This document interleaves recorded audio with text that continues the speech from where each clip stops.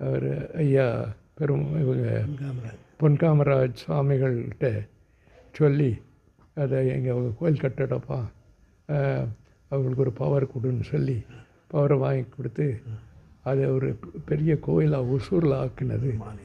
அது ராம் சரத்குமார் மகாராஜுக்கு ஜெய். அது ஒரு பெரும் பாக்கியம் ஒசூர் மக்களுக்கும் பெங்களூரில் உள்ளவர்களுக்கும். இங்கே எக்கச்சக்கமான குடும்பங்கள் வர்றாங்க போகிறாங்க, எல்லா இனத்தாரும் இவர் கன்னடம் நம்ம கோபாலப்பா அவங்க ஃபேமிலியில் அவ்வளோ இன்வால்வ்டு. ரொம்ப நல்லா அவர் நடத்திக்கிட்டு இருக்கார். அவர் தான் நடத்துகிறார், நாங்கள்லாம் நடத்தவில்லை. அதுதான் அவருக்கு தெரியும். அவர் உத்தரவு கொடுத்து நம்ம கட்டினோம்.